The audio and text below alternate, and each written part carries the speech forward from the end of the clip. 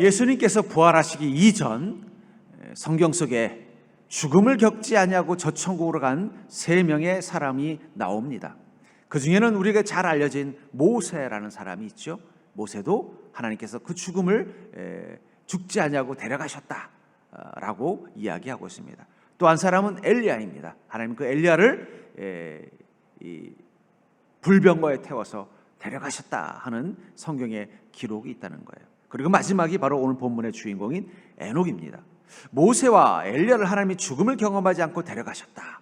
그러니까 하나님이 죽음을 경험하지 않고 데려가셨다는 것은 그 당시로는 하나님께서 그 인생을 가장 최고의 인생, 마치 요즘 올림픽을 하고 있습니다만은 올림픽 무대 위에서 최고의 MVP, 금메달 수상자로, 또 금메달뿐만 아니라 그들 중에서도 최고의 MVP로 뽑으셨다라는 의미가 있는 거예요. 너의 인생은 내가 보기엔 정말 최고야. 그런 자를 어떻게 하셨다는 거예요? 하나님이 죽음을 경험하지 않고 데려가시겠다는 거예요. 그러니까 하나님이 여러분들을 정말 여러분들의 믿음을 모세처럼 엘리야처럼 보신다면 어떻게 될까요? 여러분들은 장례식을 못 치르고 그냥 하나님이 데려가실 수도 있다는 것입니다. 근데 분명히 모세와 엘리야는 충분히 그럴 만한 자격이 있어요. 모세는 애굽의 노예로 있었던 이스라엘 민족을 무사히 가나안까지 인도하는 그 위대한 여정을 40년간 감당한 공이 있기 때문에 당연히 그를 죽음을 경험하지 않고 하나님 데려가실 만한 자격이 있다고 봅니다. 엘리야는 어떻습니까? 이스라엘 민족이 바알과 아세라를 숭배하던 그 시절 자기 온몸으로 그 우상과 싸웠던 그 위대한 삶을 살았기 때문에 그를 하나님께서 죽음을 경험하지 않고 데려가셨다는 거, 그 당연한 것입니다. 그런데 에녹은 성경에서 무엇을 했는지 기록이 나와 있지 않다는 거예요. 물론 이제 성경 바깥에 여러 가지 기록들에 보면은 뭐 에녹이 했던 일들에 대해서 나와 있지만, 그렇다고 해서 그것이 그만큼 모세만큼 엘리야만큼 정말 그런 대단한 인생을 살았어라고 말하기 참 힘든 인생을 살았는데, 그는 다윗이나 또는 성경에 나오는 다른 위인들은 죽음을 경험했는데 불구하고 이 에녹은 그렇지도 않은 인생을 살았음에도 불구하고 하나님이 데려가시겠다라고 말하고 있다는 거예요. 모세와 엘리야를 그렇게 하신 것은 우리가 다 수용되지만 왜 에녹을 하나님께서 죽음을 경험하지 않고 데려가셨을까? 왜 그의 인생을 하나님이 최고의 인생, 하나님이 경험한 많은 인생들 중에서 MVP급에 해당된다고 평가하셨을까? 그것을 히브리서 11장 5절은 이렇게 표현하고 있습니다. 믿음으로 에녹은 죽음을 보지 않고 옮겨졌으니 하나님이 그를 옮기심으로 다시 보이지 아니하였느니라. 그는 옮겨지기 전에 하나님을 기쁘시게 하는 자라 하는 증거를 받았느니라. 옮겨지기 전에 어떻게 했다고 증거를 받았다는 거예요? 하나님을 기쁘시게 하는 자였다. 다시 말해서 그가 이 땅 가운데 살았던 365년의 시간은 하나님을 기쁘시게 하는 자였고, 그랬기 때문에 하나님이 그를 옮기셨다라고 말하고 있다는 것입니다. 결국은 에녹이 옮겨졌던 것은 그가 하나님을 기쁘시게 하는 인생이 되었기 때문이라는 거예요. 또한 고린도후서 5장 9절은요, 그런즉 우리는 몸으로 있든지 떠나든지 주를 기쁘시게 하는 자가 되기를 힘쓰노라. 그리스도인의 삶을 뭐라고 말하고 있습니까? 몸으로 있든지 떠나든지, 떠난다는 얘기는 무엇을 말하는 거예요? 순교를 당하는 것을 말하는 것입니다. 그렇더라도 무엇을 하는 자가 되라고 말씀하고 있어요? 주를 기쁘시게 하는 자가 되기를 힘쓰라. 우리 그리스도인이 살아야 되는 믿음의 방향은 바로 주님을 기쁘시게 하는 자, 그리고 그 주님을 기쁘시게 하는 자의 정점에 있었던 인물을 한 명 꼽으라고 하면은 바로 이 에녹을 꼽을 수 있다고 말하고 있다는 것입니다. 저는 여러분들이 에녹과 같이 하나님을 기쁘시게 하는 인생이 되기를 주의 이름으로 축복합니다. 우리 옆 사람 보고 이렇게 말할까요? 우리 주님을 기쁘시게 하는 인생이 되도록 힘씁시다. 결국 우리가 그리스도인으로 순전하게 산다는 것은 주님을 기쁘시게 하는 인생이 되려고 애를 쓰고 사는 것입니다. 그렇다면 하나님을 기쁘시게 하는 인생의 특징은 무엇일까요?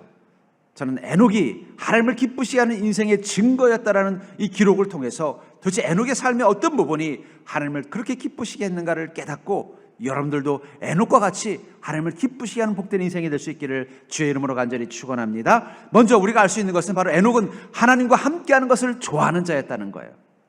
왜 주님께서 에녹을 기뻐하셨는가? 에녹은 하나님과 함께하는 것을 좋아하는 자였다라고 말하고 있다는 것입니다. 22절을 보시면 무드셀라를 낳은 후 300년을 하나님과 동행하며 자녀들을 낳았으며 그는 365세를 살았더라. 그는 365세라는 생을 살았지만 그 중에 300년을 어떻게 했다고 말하고 있어요? 하나님과 동행했다. 자기 인생의 80%의 인생의 특징을 뭐라고 표현하고 있다는 거예요? 그는 하나님과 동행했다라고 말하고 있다는 거예요.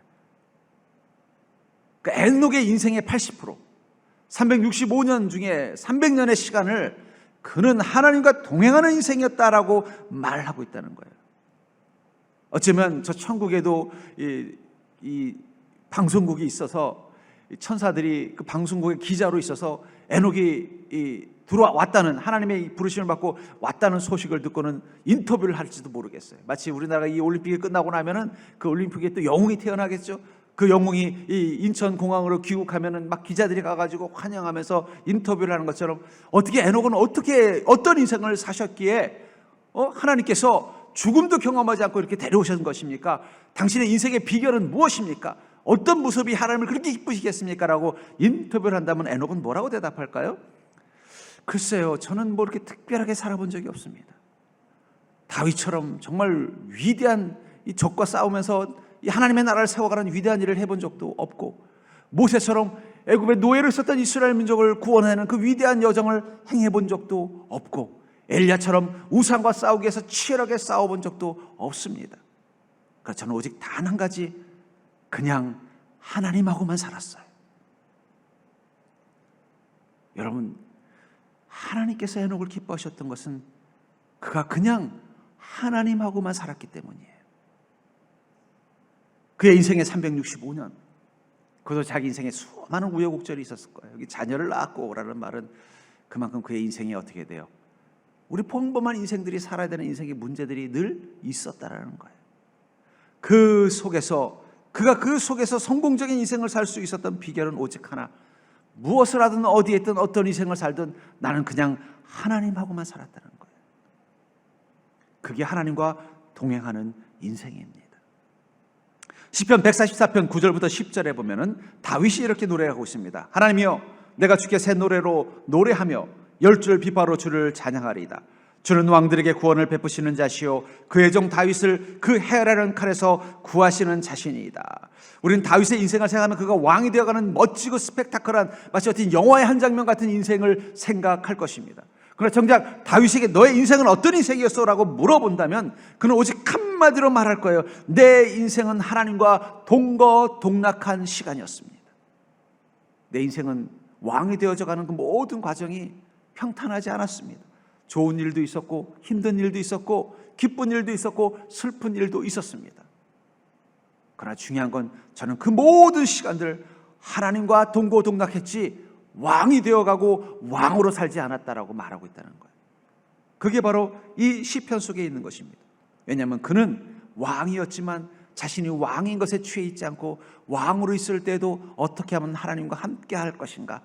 그래서 그는 비파를 들어서 하나님을 찬양하고요, 새 노래를 지어서 하나님을 찬양하는 것에 더 인생의 기쁨을 누렸다는 거예요. 저는 왕으로 산 게 기쁜 게 아니었습니다. 주님을 위하여 새 노래를 짓고 주님을 위하여 내가 가지고 있는 그 비파를 열어서 주님을 찬양하는 시간이 가장 행복했습니다. 제가 이스라엘의 왕이 되어서 그 왕좌에 앉아 있는 것보다, 수많은 적군들과 싸워서 그들의 영토를 빼앗는 것보다, 날마다 하나님을 찬양할 새 노래를 짓고 날마다 내가 가지고 있는 비파를 가지고 주님을 찬양하는 게 내 인생의 가장 큰 기쁨이었고 내 삶의 가장 소중한 시간이었습니다. 다윗은 왕이 되는 여정을 산 게 아니라 하나님과 함께하는 시간들을 살았다는 거예요. 여러분들은 여러분들의 인생을 어떤 인생으로 기억하고 살고 계십니까? 어떤 사람은 여러분들의 인생 가운데 힘들고 어려웠던 것들을 마음속에 늘 품고 사는 사람도 있고요, 또 어떤 사람은 자기 인생의 최고의 전성기를 마음속에 품고 사는 인생도 있을 것입니다. 그러나 그리스도인은, 믿음을 가진 그리스도인은 오직 하나님과 동행했던 시간들만을 기억하고 사는 것입니다. 내가 그때 하나님이 이렇게 나와 함께 하셨어요. 내가 그때 이런 절망 가운데 있을 때 하나님이 이렇게 위로해 주셨어요. 내가 인생의 곤란함 가운데서 이러지도 못하고 저러지도 못하는 낙심 가운데 있을 때 하나님이 내게 이런 능력으로 역사하셨어요. 하나님이 함께 했던 시간들만을 기억하고 사는 것. 그게 바로 믿음을 가지고 사는 것입니다. 완벽한 인생, 어떤 인생이 완벽한 인생일까요? 어떤 사람은 최고의 부자가 되는 인생을 산 사람도 있죠. 그것도 단기간에. 저 미국의 IT 계열의 부자들은요, 불과 10년, 20년 만에 세계 최고의 재벌이 된 사람들도 많아요. 또 어떤 사람은요, 권력자로서 막 대통령이 되고, 저 프랑스에는요, 이제 아직 30, 40대밖에 안 된 젊은 사람이 대통령이 되는 그런 또 놀라운 일도 겪은 사람도 있습니다. 우리나라도 뭐 저기 어디 당대표가 이제 아직 젊은 사람이 당대표가 됐다고 그냥 깜짝깜짝 놀래요. 또 어떤 사람은요, 어떤 지식과 학문으로서 세계적인 어떤 학자가 되어서 존경과 사랑을 받는 그런 인생도 있어요. 그런 인생도 어떻게 보면 완벽한 인생이라고 말할 수 있겠죠. 그러나 성경에서 말하는 완벽한 인생은 바로 온전히 자기 인생 가운데서 하나님을 경험한 인생입니다. 제가 보니까 여러분들 중에는 세계적인 재벌이 될 만한 사람은 없는 것 같아요. 여러분들 중에는 보니까 뭐 정말 권력을 가진 정치가나 권력자가 되기에도 조금 아직은 아직 좀 자격이 안 되는 분들도 많은 것 같아요. 또 세계적인 지식과 지혜를 가진 자가 되기에도 좀 우리가 가방끈이 짧은 것도 있는 것 같아요.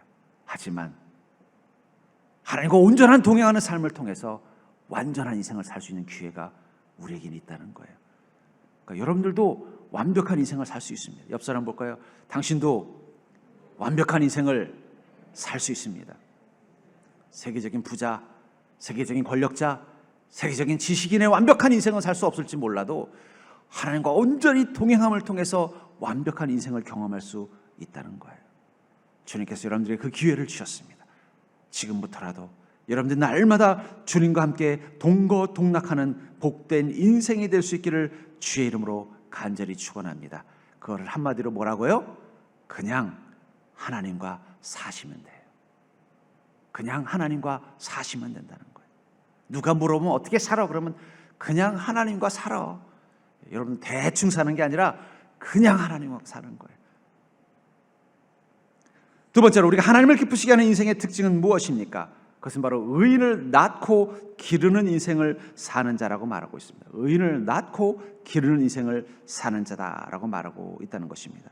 22절을 보시면 무드셀라를 낳은 후 300년을 하나님과 동행하며 자녀들을 낳았으며, 이 무드셀라는 에녹의 첫 번째 아들입니다. 그 무드셀라는 이 땅에서 가장 오래 산 인생입니다.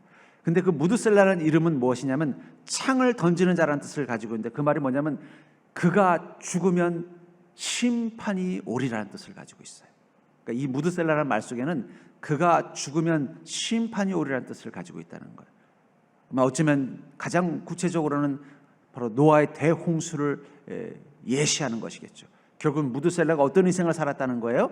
그런 사람들에게 곧 다가올 심판을 경고하는 그런 의인의 삶을 살았고, 그의 손자 중에 바로 이 노아가 태어난 것입니다.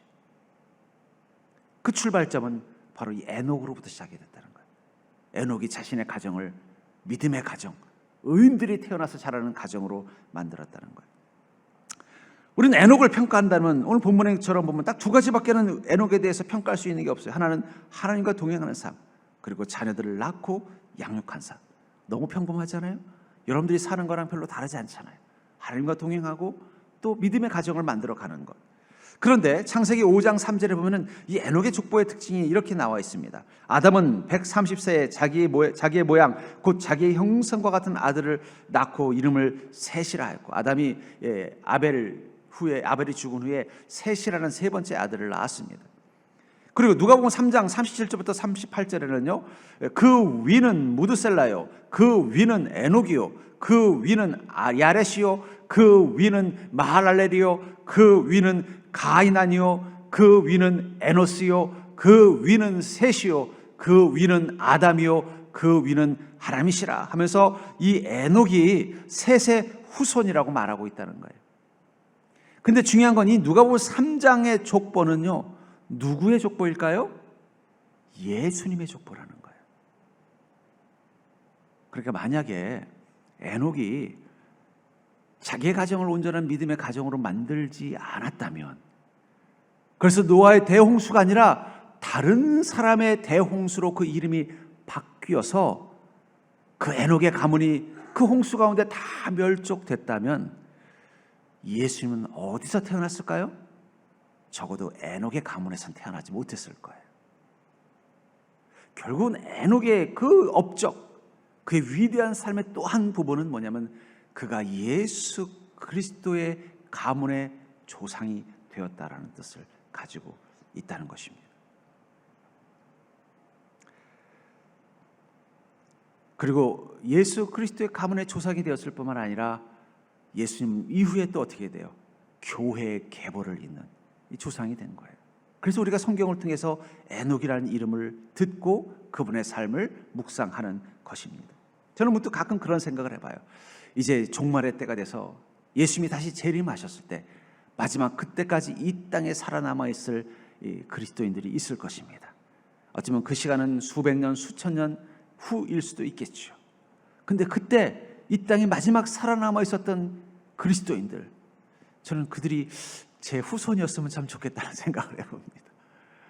얼마나 영광스러운 거예요.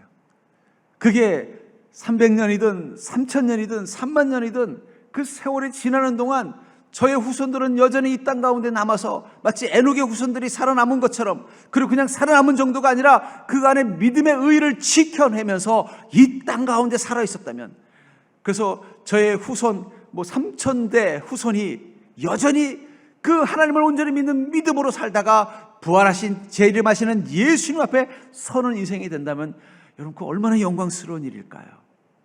또 하나는 그때까지 살아남아 있었던 성도들이 서정교회 교인이었으면 너무 좋겠습니다.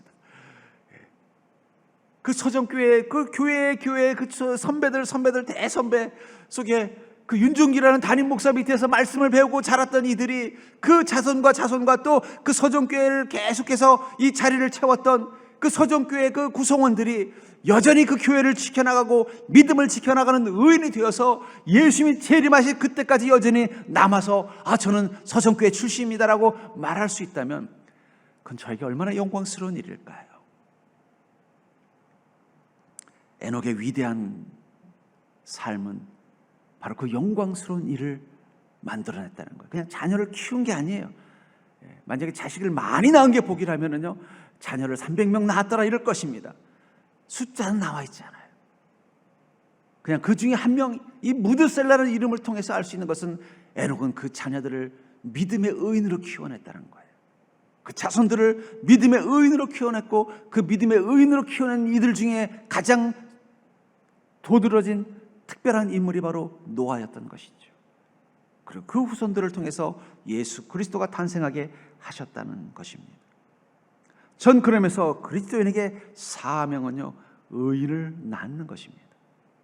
근데 여러분, 의인을 낳는다고 혈육으로만 낳는 것을 의인을 낳는 게 아니에요. 그렇게 하지만 예수님은요, 의인을 한 명도 낳지 못하셨어요. 예수님이 결혼도 안 하셨습니다. 바울도 자신의 아들을 의인이라고 말하지 않는다는 거예요. 아들이 있었는지 없었는지는 성경에 나와 있지는 않지만 아마 바울도 결혼했을 거라고 추측을 하고 있어요. 그 당시 유대 사회의 전통으로 봐서는 결혼하지 않은 사람이 공회원이 될 수는 없었을 것입니다. 결혼했지만 어떻게 돼요? 한 번도 자기 아들을 언급하지 못하는 것으로 봐서는 자녀가 없거나 자녀가 있지만 그러나 자기의 믿음의 계보를 이을 만한 자녀가 아니었던 것이죠. 오히려 그는 디모데라는 전혀 자기와는 혈연 관계가 아니지만 그러나 이 바울을 통해서 믿음을 가진 그 디모데를 내 자녀라고 말하고 있다는 거예요. 그런 의미에서 여러분들이 낳아야 될 자녀는요, 이 핏줄로 낳은 자녀를 뜻하는 게 아니에요. 물론 핏줄로 낳은 자녀도 있으면 좋죠. 그렇다고 해서 여러분들이 자녀를 계속 낳을 수는 없잖아요. 영으로 낳은 자녀들을 만드는 거예요. 저는 그런 의미에서 전도라는 것은요, 전도는 출산입니다. 절대로 전도는 출산이다. 바로 의인의 자녀를, 믿음의 자녀를 낳는 과정이 전도라고 생각해요. 우리는 자꾸 전도를 무슨 세상에 무슨 영업처럼 해서 한 사람 더 데려오면 내가 믿음이 더 좋은 자, 한 사람 더 데려오면 내가 더 직분을 받을 자격이 있는 자, 이런 게 아니라는 거예요. 내가 마치 에녹이 자녀들을 낳은 것처럼 영의 자녀들, 믿음의 자녀들을 출산하는 작업이 바로 이 전도라는 거예요. 저랑 청년대 함께 믿음 생활을 했던 제 친한 후배가 있습니다. 제가 그 후배를 너무너무 아꼈어요. 그래서 같이 청년 때 함께 기도원에도 같이 가서 기도하고 또 함께 큐티도 나누고 함께 비전도 공유하면서 내가 섬기던 그 교회의 이 청년들을 어떻게 하면 잘 복음화할 것인가, 또 잘 양육할 것인가, 이런 걸 함께 고민했던 그런 후배가 있었습니다. 근데 이 후배가 그만 천주교로 개종을 했어요. 이유가 이제 자기 아내 때문이에요. 아내가 어찌하다 보니까는 믿음이 없는 아내를 맞았는데 교회를 가자고 하는데도 자기 아내는 교회는 절대로 안 가겠다고 막 단호하더라는 거예요. 그래서 할 수 없이 그러면은 천주교라도 가자. 왜냐하면 그 후배의 부모님은 교회를 다니신 분이 아니라 천주교를 다니신 분이었거든요. 그러니까 할 수 없이 이제 천주교에 가서 지금도 열심히 섬기고 있어요. 제가 그래서 그 후배를 보면 좀 속이 상해요. 저도 이제 막 가정을 이끌고 또 사역지로 가는 바람에 그 후배를 계속 돌봐주질 못했기 때문에 그 후배가 그런 선택을 하는데 어떤 영향을 주질 못한 거예요. 나중에 이제 들어보니까 그런 상황이 된 거예요. 그러다 얼마 전에 함께 또 만날 일이 있었어요. 제가 그랬어요. 약간 볼면서로, 야, 나는 네가 정말 멋진 장로가 될 줄 알았다. 내가 너무 속상하다. 나는 네가 멋진 장로가 돼서 정말 교회를 멋지게 섬길 줄 알았는데, 물론 뭐 천주교라고 해서 다 나쁜 건 아니지만 저는 그래도 같이 교회 안에서 침례교회 안에서 했는데 침례교 장로가 될 줄 알았더니 내가 너무 속상하다. 제가 진짜로 너무 속상했어요. 뭐 내 동생도 아니고 그냥 친한 후배였지만 제 마음으로는 그를 내가 영으로 나온 자녀라는 마음이 있었던 거예요. 그래서 이 후배가 정말 믿음의 좋은 장로가 돼서 이 침례교회를 잘 지켜나가는 그런 멋진 그리스도인 되기를 기대했는데 그렇게 되지 못한 게 너무 속상해요. 그 친구도 벌써 나이가 50줄이 넘었는데, 그래서 제가 그랬어요. 나는 아직도 너를 위해서 기도하고 있다. 다시 침례교로 돌아와라. 돌아와서 침례교회 장로가 되거라. 그랬더니 그 친구가 웃더라고요. 여러분, 전도는요, 그냥 내가 아는 사람 한 명 교회 데려오는 게 아니라 여러분들이 영혼의 자녀를 낳는 거예요. 그 자녀가 나이보다 나이가 한참 어릴 필요 없어요. 그 친구, 그 후배하고 저거는요, 이 2살 차이밖에 안 나요. 하지만 제 마음은 늘 그 후배가 제 아들 같아요.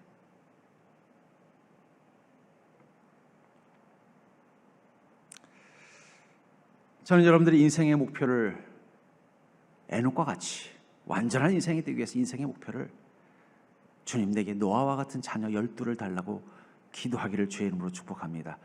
이순신 장군은 12척의 배를 가지고 일본군을 무찔렀다면 여러분들은 12명의 자녀를 통해서 마귀와 싸워 승리하는 멋진 인생이 될 수 있기를 주의 이름으로 축원합니다. 그렇다면 사랑하는 성도님들, 여러분들에게는 여러분들이 영으로 낳은 자녀가 몇 명이나 되십니까? 그냥 전도해서 교회 딱 데려오는 게 그게 전도 아니에요. 계속해서 그들의 믿음이 성장해서 그들이 정말 앞으로 20년, 30년 후에 장로가 되고 권사가 되고 교회를 이끌어가는 좋은 리더가 되거나 심지어는 목회자가 될 수 있도록, 그것도 좋은 정말 바울이 디모데를 보면서 내 자녀라고 말할 수 있는, 예수님이 베드로를 보면서 내 그 사랑하는 자라고 말할 수 있는 그런 이들이 될 수 있도록 여러분들이 기도하시고 그런 마음을 가지고 사시는 게 그게 바로 에녹이 자녀를 잉태했던 삶과 같은 것이라는 것입니다. 그런 인생이 바로 하나님을 기쁘시게 하는 인생이다라고 말하고 있다는 것입니다. 세 번째로 하나님을 기쁘시게 하는 인생의 특징을 오늘 본문은 바로 세상 속에서도 천국에 머무는 자가 바로 하나님을 기쁘시게 하는 인생이라고 말하고 있다는 것입니다. 24절을 보시면 에녹이 하나님과 동행하더니 하나님이 그를 데려가심으로 세상에 있지 아니하였더라. 에녹이 이 땅에 없는 것을 뭐라고 말하고 있어요? 하나님이 그를 데려가셨다. 그리고 데려가신 그 사건을 뭐라고 말하고 있어요? 이 땅, 이 세상에 있지 않은 존재가 됐다라고 말하고 있다는 것입니다. 왜 죽지 않고 데려가시게 하셨을까요? 아마 어쩌면 그것은 에녹이 이 땅에서 가지고 있었던 그 모습을 그대로 가지고 천국이라는 다른 세상에 머물게 하기 위해서가 아니었을까요? 저는 이 365세 하나님이 데려가기 전에 이 땅에 있었던 에녹과 366세 천국에서 366번째 생일을 맞은 에녹의 모습은 어떻게 다를까 상상해 봅니다. 아마 달라진 게 없을 것 같아요. 달라질 필요가 없기 때문에 하나님이 어떻게 하신 거예요? 데려가신 거예요. 제가 지난주에 마지막 제자반 2단계 마지막 과를 하면서 이 재림하시는 예수를 하면서 이 두 가지 부활에 대해서 말씀을 드렸죠. 죽은 자의 부활이 있고 산자의 부활이 있다. 그러면서 왜 산자의 부활은 하나님이 이제 공중으로 불러서 부활하셨을까를 이렇게 설명했어요. 만약에 그때까지 죽지 않았던 성도가 있었는데 그분이 그분 모습 그대로 영생을 산다면 행복할까요? 만약에 그 몸이 온몸이 막 나이를 많이 먹어가지고 막 허리도 아프고 맨날 병원에 가서 살아야 되는데 아이고 너 여태 안 죽고 살아있었구나, 이제부터 영원히 그 몸으로 살라고 하면 그 사람은 천국을 사는 걸까요? 지옥을 사는 걸까요? 아이고 주님, 내가 80년 90년 100년을 이 몸 가지고 사는 것도 힘들었는데 10,000년 10,000년을 이렇게 살라고요? 아이고 너무 하신 거 아니십니까? 이왕 영원히 살게 하시려면 고쳐주시고 살게 하셔야지. 그러지 않겠냐는 거예요. 태어날 때부터 몸에 어떤 장애와 아픔을 가진 몸인데 그 몸을 그대로 영생 살라고 하면은요, 그건 축복이 아닐 수도 있잖아요. 그래서 어떻게 하셨어요?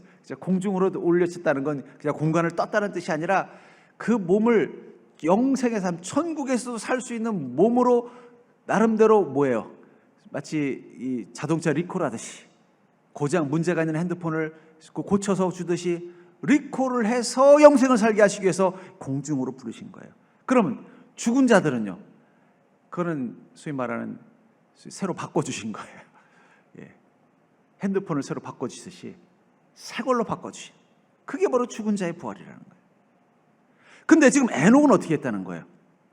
그냥 데려갔다는 건 너는 수정할 필요도 없고 너는 새로 바꿀 필요도 없어. 네가 살아온 365년 그것만으로도 나는 충분히 너에게 만족한다. 이게 얼마나 멋진 인생이냐는 거예요. 얼마나 하나님께 들을 수 있는, 피조물이 들을 수 있는 최고의 칭찬이냐는 것입니다. 저는 그런 의미에서 그가 천국에 데려간 하나님의 그 모습을 통해서 알 수 있는 것은 그가 천국에 가기 전에 이 땅에 살 때 그의 모습도 마치 천국에 있어도 무광할 만한 모습으로 살았던 자였기 때문에 하나님은 그를 데려가신 것일 것입니다. 그렇다면 어떤 인생이 바로 이 땅에서도 하나님 보시기에 너는 이곳에 있으나 천국에 있으나 바꿀 게 없구나, 너무 완벽하다라고 말할 수 있는 인생일까요? 그것은 마태복음 5장 3절에 그 단서가 있습니다. 마태복음 5장 3절에 보면은 심령이 가난한 자는 복이 있나니 천국이 그들의 것임이요 하면서 그 마음의 영혼이 목마르고 비어있는 자, 그런 자는 복이 있다고 말하면서 무엇이라고 말하고 있어요? 천국이 그들의 것이다. 근데 여기 그들의 것이라는 말이 미래형이 아니라 현재형을 쓰고 있다는 거예요. 그 말은 뭐예요? 심령이 가난한 너희는 이미 천국을 가지고 있는 자라는 거예요. 앞으로 천국을 가질 거라는 뜻이 아니라 이미 너 가지고 있다는 거예요. 너는 이미 천국을 살고 있다는 것입니다. 이게 너무 놀라운 메시지 아닙니까? 그러니까 여러분들, 이 땅에서 사는 모습과 저 천국에 사는 모습이 똑같을 만큼 이 땅에서 천국을 누리는 완벽한 천국의 시민 같은 모습을 사는데 가장 중요한 것은 무엇이라는 거예요? 심령이 가난한 게 필요하다는 거예요. 그 심령이 가난하다는 것은 영혼이 비어있는이라는 뜻을 가지고 있어요. 영혼이 비어있으니까 어떻게 됐어요? 그걸 채워야겠죠. 무엇으로 채우는 거예요? 하나님의 은혜로, 하나님의 임재로, 하나님의 사랑으로 채우는 것. 천국도 그런 것이에요. 천국은요, 하나님의 은혜가 채워지는 것이 천국입니다. 그렇기 때문에 여러분들 이 땅에서도 천국에 머무는 자처럼 산다는 것은 그 영혼의 목마름을 채우고 사는 거예요. 오직 하나님의 은혜로만 사는 자인 것입니다. 우리 찬양 중에 보면은 은혜 아니면 살아갈 수 없네라는 찬양이 있죠. 은혜 아니면 살아갈 수가 없네. 호흡마저도 다 주의 것이니 세상 평안과 위로 내게 없어도 예수, 오직 예수뿐이네. 그 신계회 다 볼 수도 없고 작은 고난에 지쳐도 주께 묶인 나의 모든 삶 버티고 견디게 하시네. 저는 이 가사를 들으면서 어쩌면 이것이 바로 에녹의 인생을 가장 잘 표현한 찬양인 것 같아요. 에녹이 너는 어떻게 천국에 있는 366세 때의 모습이나 이 땅에 머물 때 그 355세의 모습이나 똑같을 수 있는가? 어떻게 살았길래 너는 하나님을 기쁘시게 하는 인생이며 하나님께서 너를 새롭게 만들 필요도 없이 바로 천국으로 데려갈 수 있는 인생이 되었는가? 누군가 그 은혜의 비법을 물어본다면 그는 이렇게 말할 것입니다. 나는 오직 한 가지 마음, 주님의 은혜가 아니면 살아갈 수 없다는 마음으로 365년을 살아왔습니다. 그리고 주님은 그 갈급한 내 마음 가운데 은혜가 되어서 나와 함께 계셨습니다. 그래서 저는 천국에 있는 지금이나 이 세상에 있었던 365년의 그 시간이나 달라진 게 없어요. 나는 이 땅에서도 오직 주님의 은혜로만 살았기 때문에 저는 이 세상에서도 천국을 살았고 주님이 부르신 이곳에서도 여전히 주님의 은혜로만 살아가고 있습니다. 여기 이 찬양에 보면은 주께 묶인 나의 모든 삶. 여러분들의 인생은 주님께 묶여 있습니까? 그게 은혜로만 사는 거예요. 여러분 2인 삼각이라는 달리기가 있습니다. 두 사람이 서로의 다리를 묶고 뛰는 거예요. 그 2인 삼각에서 중요한 건 뭐냐면 한 사람만 잘 뛰어선 절대로 우승하지 못해요. 둘이 같이 보조를 맞춰서 뛰어야 우승하는 거예요. 그게 묶인 거예요. 내가 못 뛰어도 같이 뛰는 사람의 보조를 맞추고 그 사람의 발의 힘에 내 몸을 맡기면은요. 그러니까 보면은요, 2인 삼각할 때 보통 어린이 운동회 할 때 보면은 아이랑 아빠랑 같이 2인 삼각 하잖아요. 그럼 어떻게 하는 줄 아세요? 아빠가 아이를 옆구리를 들썩 잡고 안아요. 실제로는 같이 뛰지만 아이의 발은 공중에 떠 있습니다. 그러면 어떻게 돼요? 그럼 아빠가 뛰는 거예요. 아빠에게 모든 걸 맡긴 순간 우승하는 거예요. 주께 묶인 삶이 되는 게 바로 주의 은혜로 사는 비법이에요. 주께 묶인 나의 모든 삶, 버티고 견디게 하신 주님께 모든 게 묶여 있으면 인생에 어떤 문제 어려움이 있어도요, 그걸 다 버티고 견딜 수 있어요. 억지로 참는 게 아니에요. 주님의 은혜가 다 채워지기 때문에 우리는 그냥 시간이 지나가기만 하면 되는 거예요. 전 그런 의미에서 여러분들이 이 땅 가운데서도 천국을 경험하는 인생이 될 수 있기를 주의 이름으로 축복합니다. 이 땅에서 천국을 경험하는 유일한 방법은 에녹처럼 그 심령이 가난한 자가 되는 거예요. 주님의 은혜가 아니면 살 수 없음을 고백하는 믿음으로 사는 것입니다. 내 삶의 모든 것을 다 주님께 묻고 주님이 인도하심을 따라 내 삶을 맡기고 가면 되는 거예요. 마치 아빠랑 2인 삼각 경기를 하는 아이처럼 그 아이는 오직 하나만 하면 돼요. 아빠의 허리를 꽉 붙잡기만 하면 되는 거예요. 그러면 아빠가 띄워주시는 거예요. 자녀가 부모를 기쁘게 하는 것은 크게 두 가지일 것입니다. 하나는 자신이 성공해서 부모의 자랑이 되거나 혹은 부자가 돼서 부모에게 큰 선물, 집을 선물하든 좋은 차를 선물하든 넓은 땅을 선물하든 최고급 명품을 선물하든 하는 방법이 있고요. 또 하나는 그 부모와 늘 함께하면서 부모를 사랑하고 부모의 기쁨으로 함께 웃으면서 행복한 가정을 만들어주는 것입니다. 여러분들이 하나님을 기쁘시게 하는 것도 두 가지 중에 있어요. 여러분들이 정말 위대한 인생을 사는 베드로처럼 바울처럼 멋진 순교자의 삶을 사는 것도 주님을 기쁘시게 할 것입니다. 그렇게 한번 살아보실 분 한번 손 들어 보십시오. 그럴 용기가 없군요. 그러려면 감옥도 가야 되고 풍랑도 만나야 되고 십자가에도 거꾸로 달려야 되고 돌도 맞아야 되는데 그럴 용기는 없군요. 여러분들이 주님을 기쁘시게 하는 방법 중에는요, 정말 주님의 영광을 위해서 정말 한 나라를 완전히 복음으로 바꾸는 모세와 같은 삶, 달과 같은 삶을 사는 방법도 있어요. 그런 삶을 살고 싶으신 분 한번 손 들어 보십시오. 자신이 없으시군요. 또 한 가지 방법이 있습니다.